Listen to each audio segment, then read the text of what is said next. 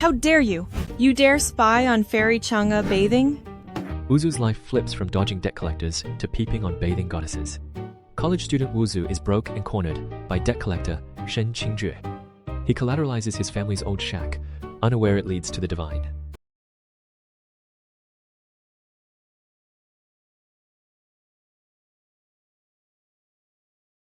Stop right there. A mere mortal dares to trespass into the celestial realm.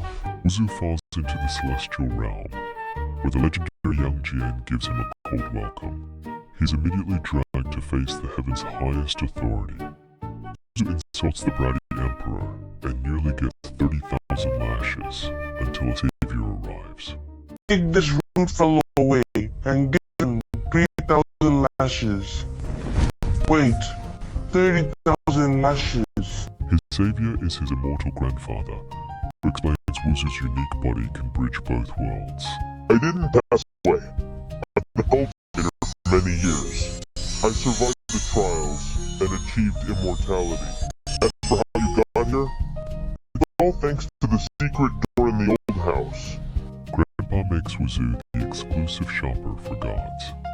Wuzu smells of fortune. I can monopolize trade between both worlds and make a fortune. I'm finally going to be rich. Back on Earth, Wuzu uses divine spells to easily crush Shen's bodyguards. Class monitor. Looks like you need new bodyguards. The debt collector is stunned, and Wuzu buys himself 2 months to pay back the debt with interest. Now, it's time to start the heavenly business. Wuzu flatters young Jian to survive. Halt! Who goes there? How dare you trespass on the Heaven Gate grounds? Wuzu unleashes a masterclass in flattery, calling young Jian the true #1 in the realm, and even better than Sun Wukong. It works like a charm. The fierce warrior is suddenly feeling very humble. I despise those who flatter. You actually have some good points. Wuzu roasts young Jin's pet care and pitches human dog food instead. Who feeds peaches to a dog? Do you think you're raising a monkey? Even without a feast, some dog food would do. Wuzu scores a deposit of mermaid tears, worth a fortune on Earth. How expensive can human world trifles be? These mermaid tears should be worth plenty of money. The extra is your fee for the errand. Wuzu cashes the tears for $300,000, becoming an overnight millionaire. It's already in my account? I'm finally going to be rich! The howling dog loves the human kibble, leaving young Jian speechless. How can a dog resist the temptation of dog food? With young Jian as a VIP, Wuzu's shop is open for business. Just a few mermaid tears?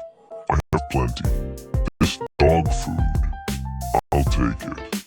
If I need more, I'll find you. Wuzu spies on bathing Chang'e, but the Jade Rabbit attacks. How dare you? You dare spy on fairy Chang'e bathing? Wuzu's phone scares the rabbit. Don't panic, sister. This thing is called a phone. Chang'e is instantly hooked on high-definition selfies. It's called a photo. It uses high-tech digital signals to create images. Wuzu gives the phone to Chang'e, securing a divine partnership. Since you are so kind, Mr. Jin, I will gratefully accept it. I should return the favor. Here's a small token from me. I hope it helps you. Wuzu uses Baoji's weakness for women to make a sale. Brother Beiji, you're so charming. Clearly you're an idol who can sweep all the girls in the 3 realms off their feet. Baoji trades a secret cultivation manual for the phone. Is this 36 heavenly transformations?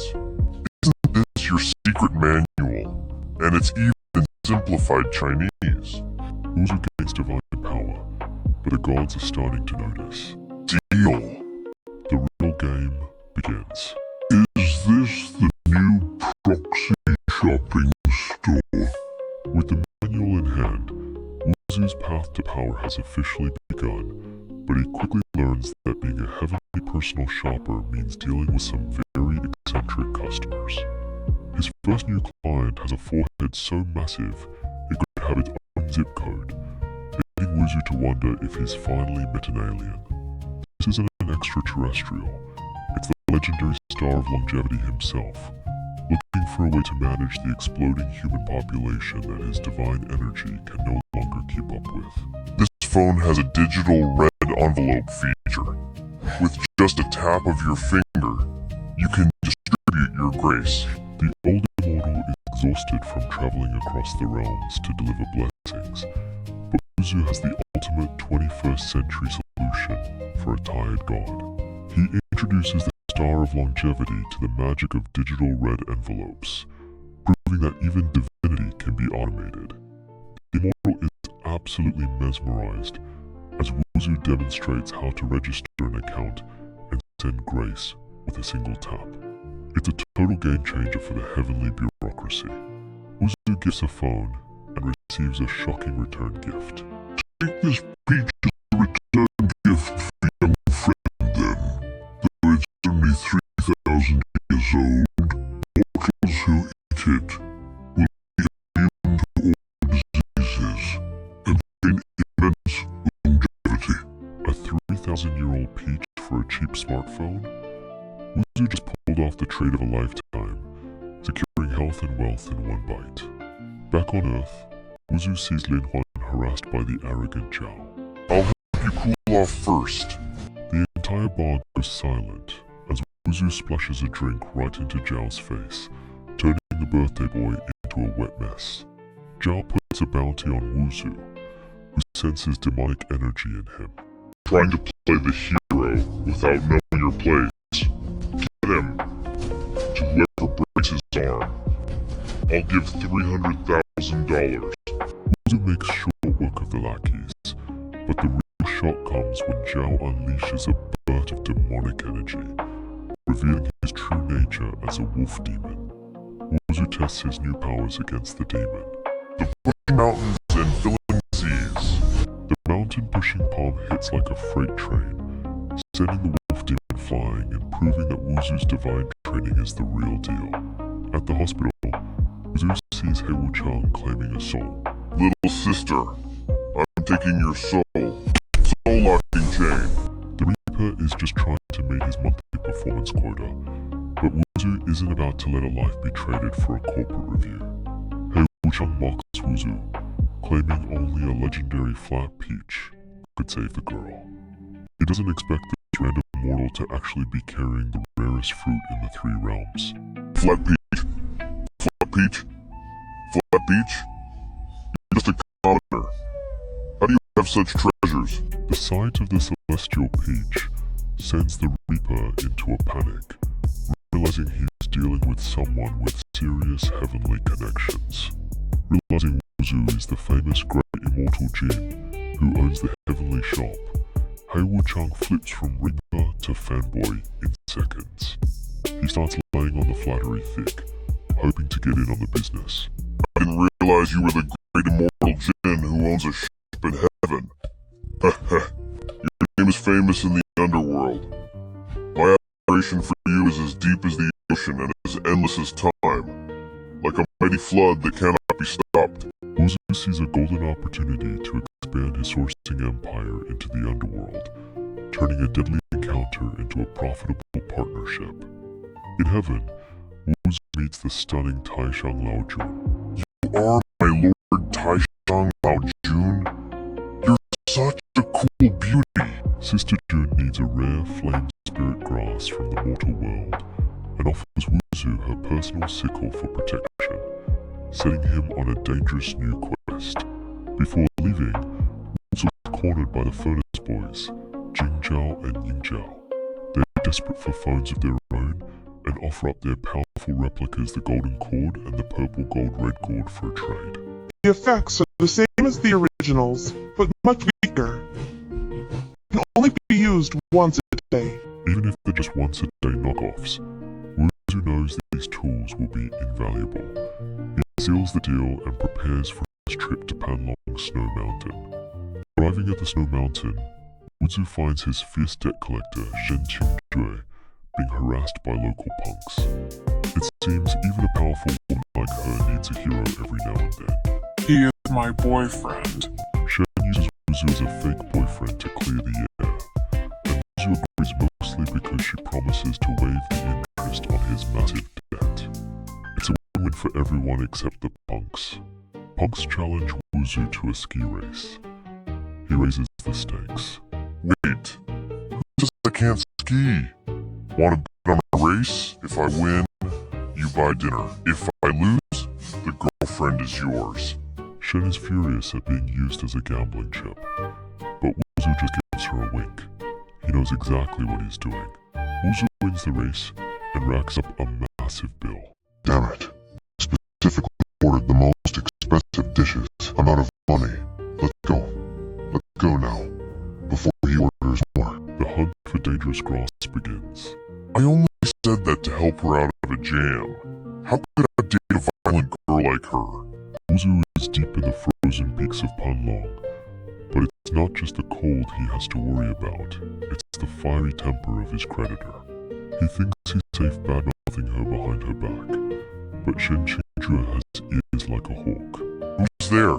Shen Qingjue isn't just a creditor, she's a world-class stalker who followed Wuzu right into the snowy wilderness.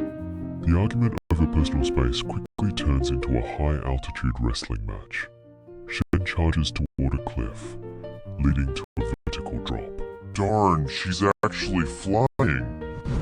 Look out, that's a cliff. Wuzu becomes an awkward human cushion. Get off me. I can't breathe. Lanzhong prepares for the future while Wuzu is stranded. I want to borrow something for a person of destiny. Inside a cave, Wuzu easily fights off a massive bear. Bullying the weak is pathetic. Take this to your head. Take this to your face. Right in your eyes. Wuzu uses divine magic to heal a wounded monkey. Looks like a scratch from when it ran. I recall 36 Heavenly Transformations has a resurrection technique. I haven't mastered it yet, but treating a minor injury should be fine. Shen falls into liquid ice in a hidden paradise. Wait, don't go there. Wuzu races to refine medicine and save Shen's life. The flame spirit grass is too strong.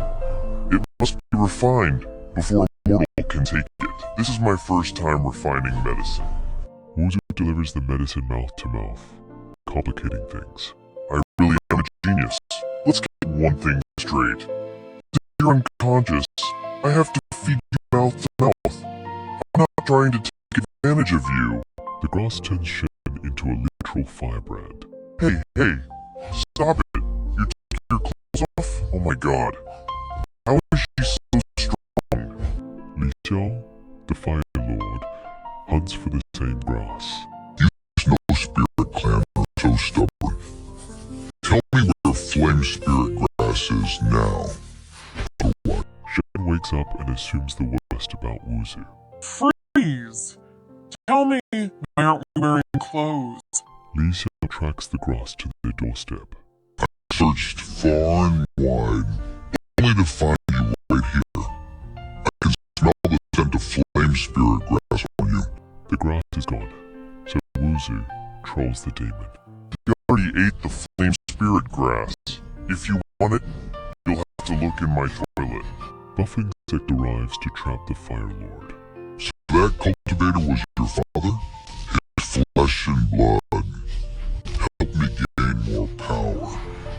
Since you're so devoted, why don't you join him in my stomach? Wuzu steps up and sends the Fire Lord flying. Strike first to win, or be the one who loses. How was that? Didn't feel good, right? Since reaching 36 Heavenly Transformations level 7, I've grown so much, plus the spiritual power of flame spirit grass. This is amazing. Li Xiao transforms, threatening to turn the peaks into a graveyard. No way! Is he transforming? Damn it, that's just cheating. He can force out Li Xiao's demon form, and possesses a high-grade treasure. He is certainly no ordinary cultivator. The snowy peaks of Panlong are in indeed turning into a graveyard as Li Xiao's demonic aura explodes. But Jin Wuzu isn't ready to be buried just yet. He counters the Fire Lord's terrifying transformation with a high-grade treasure that captures the demon completely off guard. The golden cord fails as Li Xiao reaches his true form. For a human, I, Li Xiao, would call you the strongest. However, in my true demon form, you are doomed. Wuzu knows he's at his limit and screams for Shen to run. But the stubborn debt collector refuses to leave him behind. Wuzu burns through his energy to survive the demonic flames. Don't come over. I can't hold on much longer. Sun Wukong appears and offers Wuzu his legendary staff. Yuan Jun knew you'd face a tough enemy, so he asked me to lend you Golden Cudgel. This staff is already sentient. If it accepts you, you'll gain temporary divine power and crush the enemy. With the demon closing in, Wuzu has no choice but to grab the staff and pray he doesn't explode before he can swing it. The staff drains the demon's essence, turning its power against him. Is this rod transferring the absorbed power to me? Wuzu uses a knockoff gourd to trap the demon. Look at that, you answered. Now, get in there. The grass backfires, and only a blood sacrifice can save Wuzu. Sacrifice my cultivation to save his life. Only our tribe's bloodline can suppress the energy of flame spirit grass. If he takes my blood, the burning pain will end. This is my first time doing this. Please be Jen. Shen walks in on the sacrifice and turns murderous. Jin Wuzu! Jin Wuzu! Where are you? Hey! Jin Wuzu, you're still alive, right? What are you two doing? Wuzu survives the demon, but is hospitalized by Shen's slap. You violent girl, what are you freaking out about now? Hey, I wasn't even hurt fighting Li Xiao, but one slap from you sent me to the hospital. Bafeng Sect thinks Wuzu is an immortal. He plays along. Immortal one? You must have the wrong person. Wuzu accepts their gifts while keeping his identity secret. Master sent us here with 3 life-sustaining pills as a small token of thanks. Please don't decline them. Mortal 1. Wuzu returns the staff, and Wukong sees him as a future rival.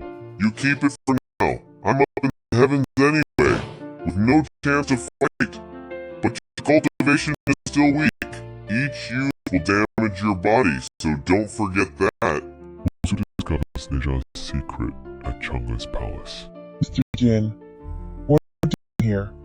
I learned this massage technique online, and I've gotten quite good at it. Want to try it later? Mr. Jin, I didn't mean it that way. Don't misunderstand. Wuzu trolls Neja about his body, nearly starting a brawl. Wuzu brings a forbidden pill and tricks Neja into silence. I got this mortalization pill from Sister June. After taking it, an immortal can briefly become immortal.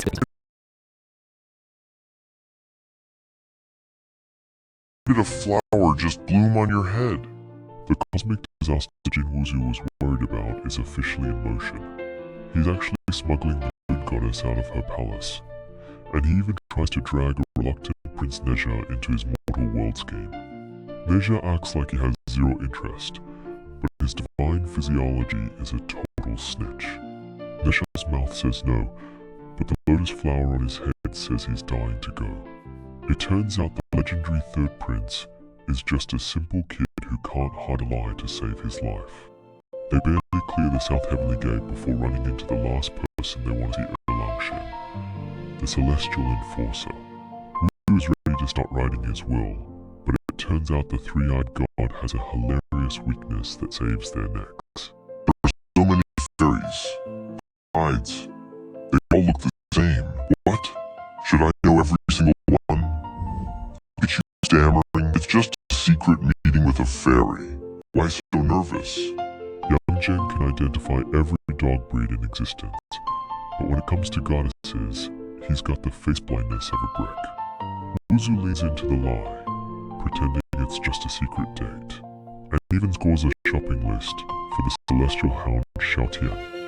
On Earth, Wuzu becomes Chang'e's manager to protect her.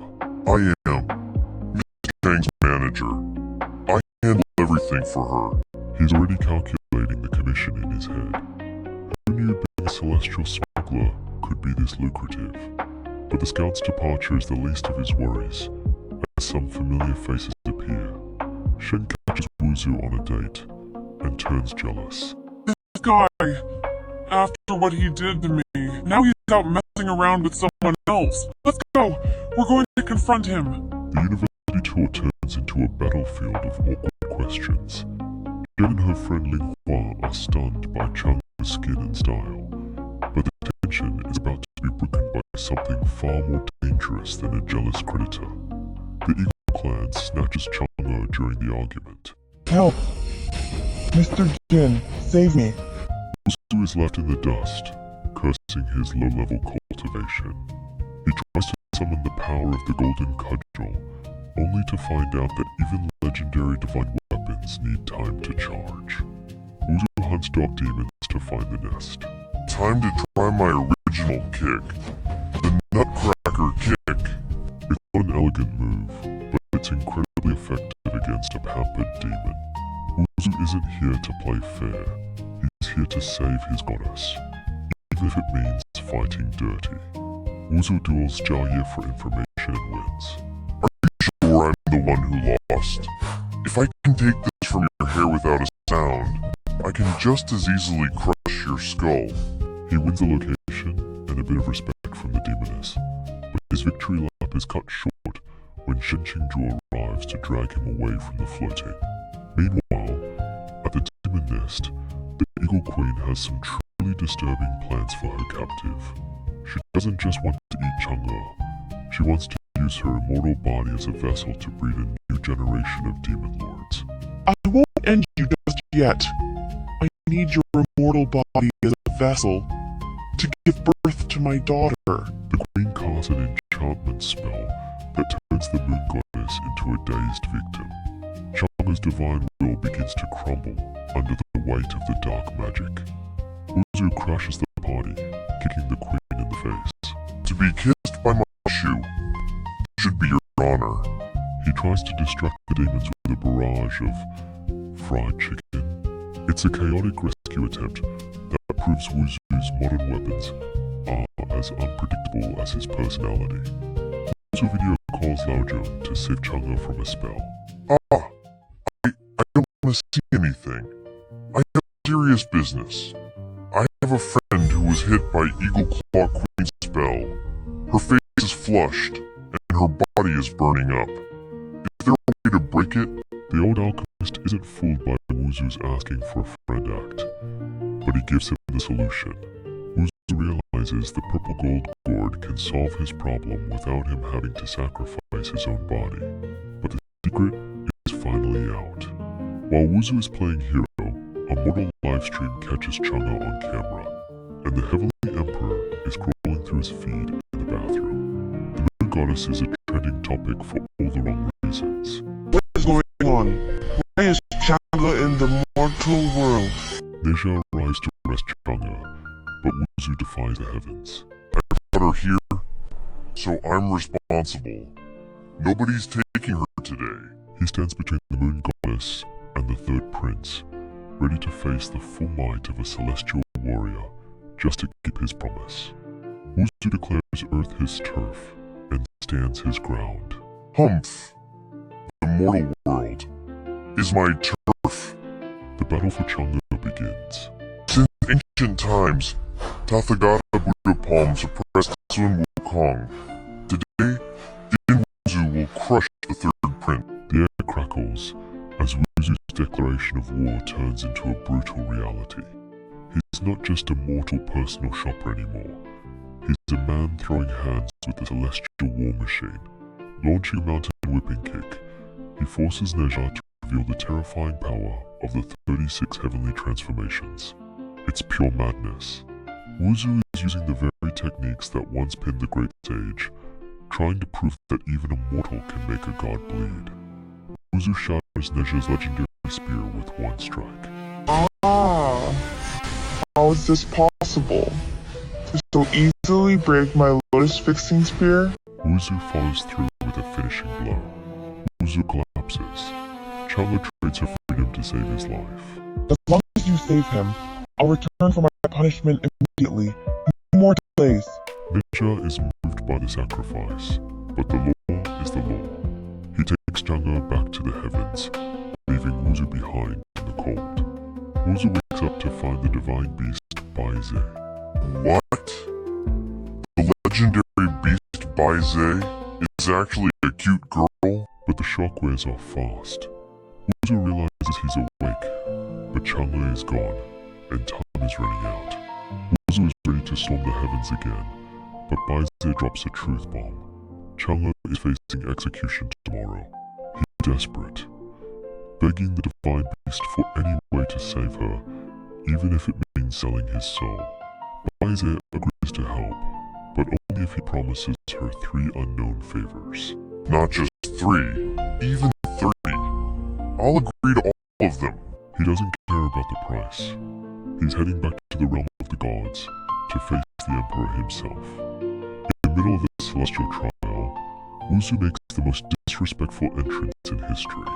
As the Emperor pressures Chang'e to name her accomplice, Wuzu steps out of the shadows and puts the entire blame on his own shoulders. That's right. It was me. I'll take full responsibility. I broke into the Moon Palace and forced Chang'e to go to the mortal world. He's a mortal standing in a room full of gods, lying through his teeth just to keep her safe. Wuzu argues he's outside heavenly jurisdiction, silencing the court. I am a mortal, not a god. The only ones who can punish me are humans, not your heavenly laws. The Emperor is furious, but Wuzu's logic is a thorn in his side that he can't just ignore. Baize blackmails the Emperor with a smartphone video. Please consider carefully, Your Majesty, or this video will have to be leaked. With his hands tied, the Emperor has no choice but to find a middle ground that saves his face. Chang'e is sentenced to manage Wuzu's shop logistics. I hereby decree to imprison Chang'e in Celestial Proxy Hall to handle shipping between the mortal and god realms as a way to make amends. If there's another mistake, I'll double the punishment. To speed things up, Yutang reveals the secret of the rainbow spirit orbs, the currency of the gods that can supercharge his power. Business booms as Yang Jian pays a fortune for cheap goods. I didn't expect it to be so cheap. Keep the change. Wuzu stares at the orange bead in his hand, feeling like the world's worst businessman. He just lost a fortune by being too modest. Wukong arrives, furious that Wuzu abused his styl's power. I let you golden cudgel to save your life, not to let you abuse its power. I'm taking it back now. Without the staff, Wuzu is defenseless. He needs to think fast to keep his most powerful asset. Wuzu distracts Wukong with a combat matching app. But if you're willing to leave it here, I'll give you something great. Look, I developed this just for you, monkey brother. With just a swipe, you can match with other fighters. You can fight to your heart's content anytime, anywhere. The monkey is hooked. He agrees to let Wuzu keep the staff for a few more days, though he warns that the weapon might be a curse in disguise. Wuzu saves a demon dog from arrogant cultivators. A demon? He doesn't have a single scent of blood on him. Instead, your relentless pursuit makes you look like the demons. He sends one of them flying, proving that his cultivation isn't just for show anymore. The second cultivator, Yan, tries to unleash his strongest move, but Wuzu just dodges it like he's bored. He turns argues with the bully, mocking his lack of speed before finally losing his patience. He chases the terrified cultivator off the mountain with a stern warning. Get out! Don't let me see you again! Otherwise... The bullies are gone, but Wuzu's day isn't over yet. He turns his attention to the little creature they were hunting. Wuzu bathes the stray dog, unaware of its true nature. You're too dirty. Baths feel good. If you're scared, I'll wash you myself. Wuzu thinks he's just being a good Samaritan, but in this world, nothing is ever truly ordinary. As the mysterious dog looks at him with strangely intelligent eyes, Wuzu has no idea he's just invited a new kind of chaos into his bathroom. What exactly is this creature? And why were the cultivators so desperate to kill it? The mystery of the mortal realm is only getting deeper. You saved me. So ask for any reward you want. Wuzu realizes the dog is special, then rescues Zhao Ye. Wuzu tells the grateful Zhao Ye to put some clothes on. Zhao Ye is fleeing bizarre blind dates set by her father. Okay, this little dog is alright.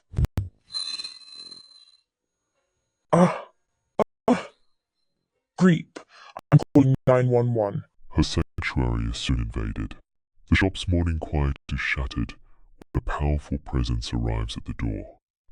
Tian, the formidable head of the Zhao family, has come to personally reclaim his runaway daughter. Mr. Zhao, marriage is a huge decision to make. Forcing Zhao Ye to marry someone she doesn't love won't bring her happiness. Wuzu feels like he's walked straight into a Meet the Parents horror movie. He tries to keep it professional, but the air is already thick with the kind of tension that usually precedes a massive explosion. Wuzu stops Zhao's father from forcing her into marriage. Stop, Mr. Zhao! Do you think you can enter my shop and leave whenever you please? I've shown you enough respect. Only because of Zhao Ye. Wuzu draws the line. The stray dog reveals its true shocking identity. Weren't we all wild in our youth? You definitely have my bloodline. But are you the descendant of Little Jin or Shar? It turns out the dog is actually Xiao Tian, the legendary ancestor of the Zhao clan. The fierce Zhao Yue Tian is suddenly reduced to a trembling mess, forced to bow before the very creature Wuzu was just scrubbing with pig-flavored soap. With the ancestors backing, the power dynamic shifts. I apologize for my previous actions. Since Mr. Jin is the ancestor's friend, I have decided I am leaving Xiaoye to you. Wuzu becomes a family friend after one bath. Shen walks in and finds Zhao Ye way too comfortable. Through the long night, we're alone together. What do you think we're doing? Zhao Ye's playful teasing hits Shen Qingjue right in her pride, forcing Wuzu to frantically explain the rescue mission before his shop gets leveled by a jealous cultivator. Shen invites Wuzu to the selection of a Immortals convention. Yeah, this is for my cultivation. A once-in-a-lifetime opportunity. So, do you want to join me? It's a chance to enter the upper echelons of the cultivation world, and despite her cold exterior, it's clear she doesn't want to face the upcoming trials without his unique brand of chaos. Elite Masters discuss the threat of the rogue Wuzu. My disciples mention a name, a rogue cultivator called Jin Wuzu. He alone defeated Lai Shao of the Five Elements demons, ventured into Foxtail Mountain. Wuzu's recent feats have sent ripples through the community, and the high-ranking masters are starting to wonder if he's a talent to be nurtured or a variable that needs to be eliminated. The day of the convention finally arrives at the city's massive stadium. Wuzu tries to register by listing his genuine accomplishments, but his lack of a prestigious sect makes him an easy target for the arrogant appraisers. Remains? What normal person keeps stuff like that? But maybe by now, Sister June has already turned him into medicine. Claiming to have defeated a Class B demon without a drop of proof sounds like a bad joke to the officials. The crowd erupts in laughter, labeling Wuzu a shameless fraud before he even steps onto the field. The mockery reaches a fever pitch as rival disciples try to have Wuzu kicked out, but the most respected man in the association, Senior Ningfong, makes a dramatic entrance to set the record straight. I couldn't let the association lose such talent. This matter was seen firsthand by my own disciple. Are you questioning me? Wuzu becomes the talk of the tournament. The first round tests raw spiritual power. Godly Decree Palace may be a new sect, but they are incredibly wealthy. Their disciples use high-priced artifacts to show great strength even without deep cultivation. One disciple, Yan, tries to use a high-priced sword to boost his score, but the device doesn't care about his wallet. When he fails and tries to destroy the equipment in a tantrum, Wuzu decides it's time for another lesson in humility. Wuzu stops a spoiled bully. Down you go. You people from Godly Decree Palace love hitting women. Zhao Ye is one thing, but how could you be so cruel to an elementary student? He sends the rich kid packing, but the tension in the stadium remains high. The masters are watching closely, and Wuzu knows he can't stay under the radar for much longer if he wants to win this thing. Wuzu finally takes the spiritual power test. It's my turn now. After 36 heavenly transformations reached the 10th level, I mastered the power of 5 thunders, sun-piercing thunder spear. Wuzu's power fries the machine, stunning everyone. Hey, Jin Wuzu test passed. The Bodhidharma tumbler can take 300 points of energy, but Jin Wuzu's power exceeded the maximum limit, which caused a short circuit in the machine. Wuzu's sun-piercing thunder spear didn't just climb the charts. It fried the circuits and turned the testing machine into a pile of smoking scrap metal. While the crowd stands frozen in shock, Tang San tries to play it off as a fluke, unable to accept that a rogue cultivator could possess such raw power. Sorry. I didn't control my strength well. Do I need to pay for it? Smoke hasn't even cleared from Wuzu's explosion before the next contestant steps up to the newly replaced machine. Wuzu recognizes that fierce aura immediately it's Neja, disguised as a girl named Li Kuihua, and she's not here to play nice with the mortals. Neja's casual strike pulverizes the device instantly, leaving the judges speechless and the other contestants reconsidering their life choices. The second stage is a lethal monster hunt. Did you think the selection of Immortals Convention was just child's play? B-rank beasts are lurking in demon hunting grounds. No one will guarantee your safety. If you're scared of death, leave now. The mention of B-rank beasts sends a wave of terror through the stadium, as these creatures are notorious for tearing even seasoned cultivators apart. Wuzu mocks the cowards who forfeit the hunt. Participating in the Baxian meet with you cowards is lucky for me. I'm definitely going to win this time. Goodbye, you chickens. Whatever. Wuzu tricks Tang San into a partnership. Sai, don't be so nervous. The best friends start as rivals. Their Tang is the star pupil of Godly Decree Palace. How about we team up? We split the essence 50-50. Tang San scoffs at the idea, unaware that he's already walked straight into Wuzu's carefully laid trap. Wuzu's partnership is really just a front row seat to a robbery, as he lets Tang San do all the heavy lifting against a unicorn beast. Just as Tang San prepares the finishing blow, Wuzu swoops in with a perfectly timed punch to snatch the core. Hey. The powder lasts for 1 hour. So after this, you're on your own. He leaves Tang San fuming in the dirt, proving that in this hunt, being fast is more important than being honorable. The prank goes from bad to worse as Wuzu uses law powder to turn Tungsan into a walking magnet for every monster in the vicinity. After a desperate battle, Tungsan realizes he's been set up and retreats with a curse that's more hilarious than threatening. Even if I can't pass the selection of Immortals Convention, I won't take a single core from you, or accept your charity and insults. Although I curse you, may the price of groceries always go up. Wuzu watches him run, satisfied with the haul of cores he's collected through his chaotic methods. Wuzu finds a poisoned Shen Qingjue in the woods. When I was fighting purple-winged demon bustard, I was poisoned by her venom. The prideful debt collector is now at Wuzu's mercy, and the poison is spreading faster than she can suppress it. Wuzu decides to extract the poison his own way. Oh, since you put it that way, I'll help cure you. But I'll do it my way. Who's in the shadows?